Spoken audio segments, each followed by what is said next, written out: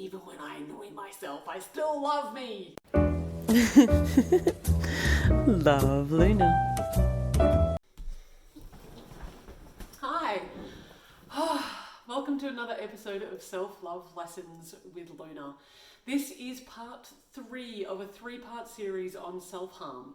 So if you haven't watched part 1 on my journey with bulimia, part 2 on all the other addictions and addictive behavior that I had, then go and check out those, because this one is about the recovery journey. This one is how I came to come from a place of all those darkness, where I heavily wanted to avoid myself, where I didn't like who I was, when I was doing everything that I possibly could to avoid me at all costs, to come to a place where I love and adore every single little thing about me. So I'm going to mention a few things along here around eating disorders, around self-harm. Please, this is a trigger warning. Some of the things that we might talk about here might trigger you. If you have any kind of issues or situations, problems that you want to talk about, please reach out to somebody. You can connect with me 0403 981 597. Shoot me a DM on whatever platform we connect, or send me an email, loveyourself@moreconfidence.com.au. Otherwise, you can reach out to psychologists, counsellors, Lifeline, Butterfly Foundation, or wherever else you get your mental health provided from. I tell you all of these parts of my story because this is my journey. This is where I've come from. Every single tiny bit of myself, I just wish that I didn't exist most of the time. I wish that I could be smaller. I wish that I could shrink away. And I found a way to get out of that. I found a way to get through that. I've worked on myself tirelessly to come to a place right now where I'm the best. I'm excellent. I love who I am. And I wish this for you. I've been teaching people for the last 10 years as I grow and develop as well, because this is a lifelong journey. I was in a long-term abusive relationship with me. The thing is, I'm still in a long-term relationship with me. As are you. We are all in long-term relationships with ourselves. In fact, you are in the longest term relationship that you are ever going to be with anybody, ever. I don't care what age you are stuck with you until the very end, whatever that happens to be. So you may as well make it worth it. You can't run away from you. Trust me, I've tried. Tune into the last couple of episodes if you don't believe me. I have tried drugs, alcohol, sex, procrastination, working out, food, eating disorders, self-harm, whatever it happens to be. The relationship I had with myself was utterly toxic. And yet there I was, completely unavoidable. You cannot run away from who you are. You are there. And eventually you're going to catch up with yourself. I would prefer that you did it from a place of love. I would prefer that you did it from a place of conscious decisions, not from a place where everything falls on top of you really badly and you're forced to face yourself. I consider myself really blessed because I found a different path when I was really quite young. I was in my early 20s when I stopped drinking. I took myself overseas. I spent 2 years living in Europe, and that changed my life. It also was around about the same time that the bulimia started, so things weren't great because the self-love journey is a long one. It continues till forever. I tell my clients on a regular basis that they will continue to unravel and deepen their love for themselves long after we have worked together. I give them the skills and the tools and what they need to do in order to overcome the self-hate, and so they can learn all the foundations while we work together. And then once we stop working together, they can really just hone in and practice. I really wanted to be famous when I was younger. No doubt I wanted to avoid who I was, and I hated myself, so I thought that if I could get all the accolades and all the attention from the world, then I would feel valuable, even though it probably would have screwed me even more. So thank the universe that it never happened. Yet, I put myself in a position where it might. I auditioned for Big Brother. Not once, but twice. The first time I didn't get very far, I didn't get through the cattle call round, but the following year I was determined. I took myself there on my own. I waited in the really big long line, it's about 8 or 9 hours, and I went through that cattle call round. There were 3 rounds there, and I almost got pipped at the post at that very first round. But I fought hard, I wanted it badly. I never wanted something so badly in all my life. And I got through that first round, and the subsequent next round, and the round after that, and the round after that, and however many rounds you could possibly think of, I got through. Up until the point where I was put on contract and put on standby to go into the house. I could have gone in. I did all the video shots. I did, hi, my name is blah, I'm from blah, I'm 20 blah. Did all that stuff, asked all the questions. I went through 9 months of auditioning to try to pursue this dream just to be famous. I probably would have done anything on that show. Yeah, again, I thank my lucky stars that I didn't. You don't know me from Big Brother because I never went in. Not even as an intruder.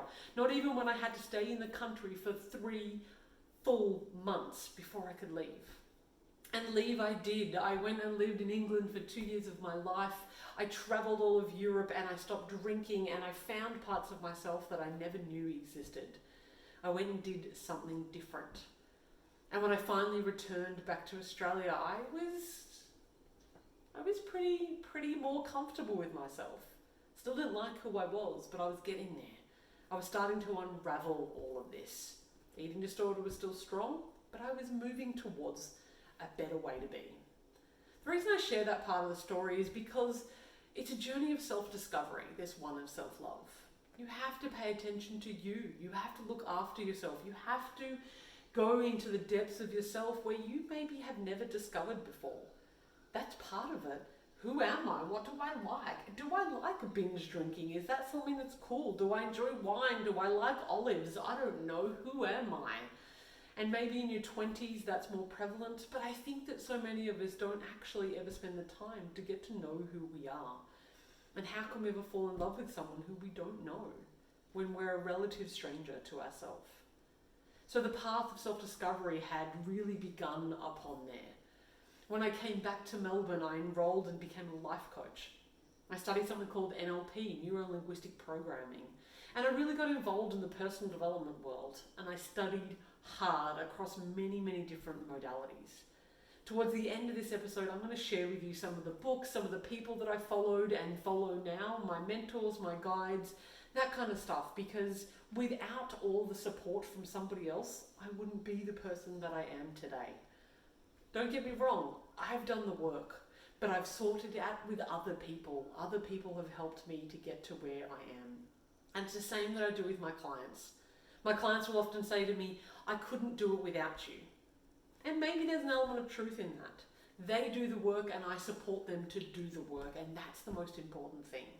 Not long after I moved back to Australia, my 28-year-old brother passed away very, very suddenly.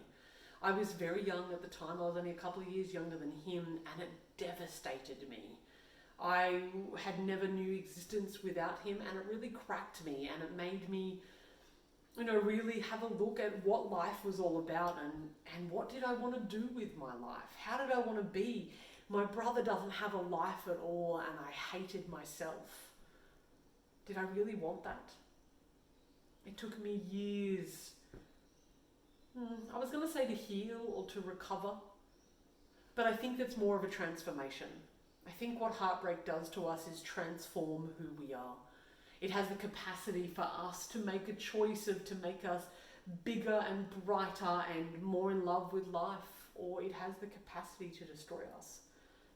And I made the choice in my 20s for it to make me grow, and my heart has exploded as a result of that.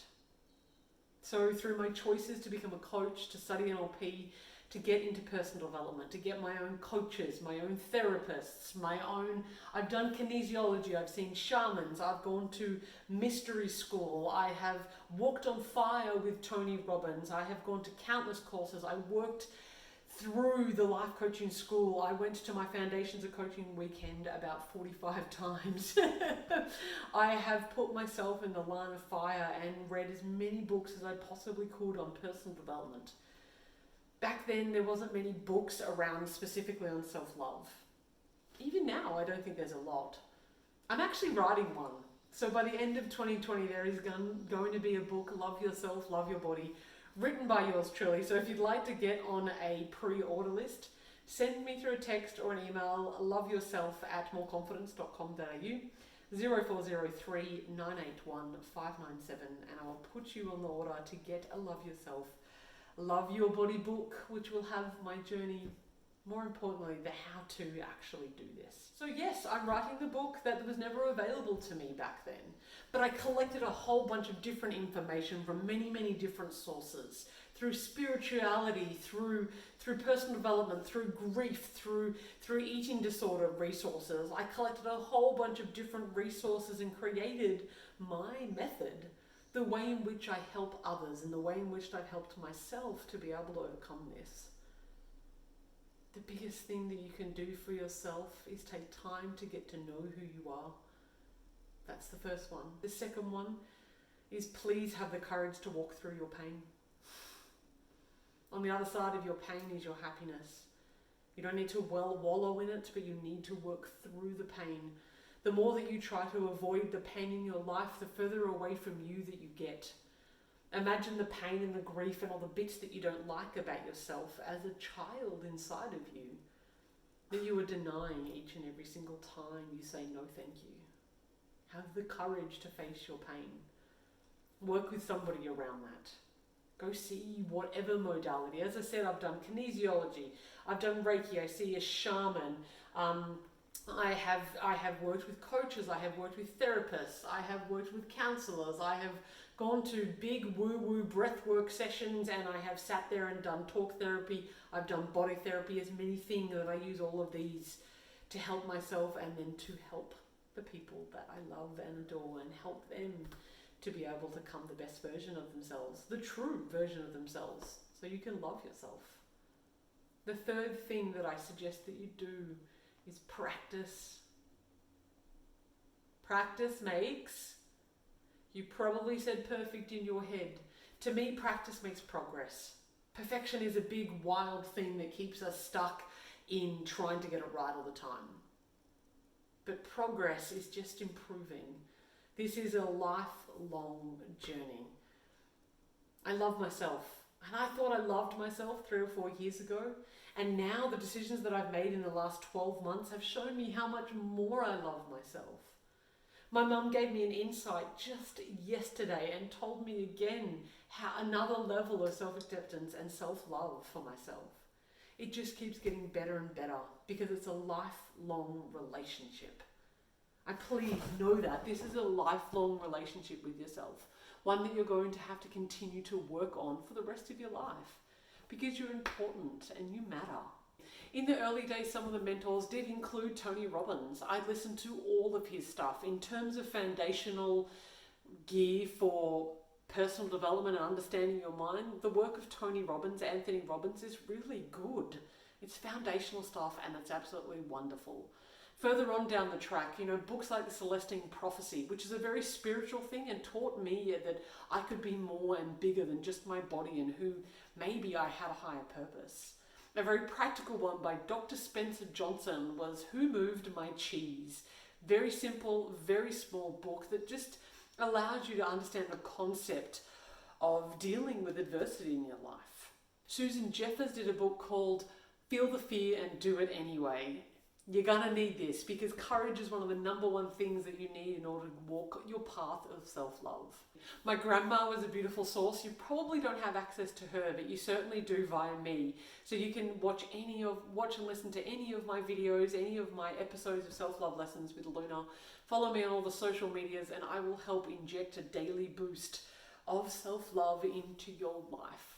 I trained in neuro-linguistic programming, NLP, and that was a huge catalyst for me to be able to change my thinking and my thoughts.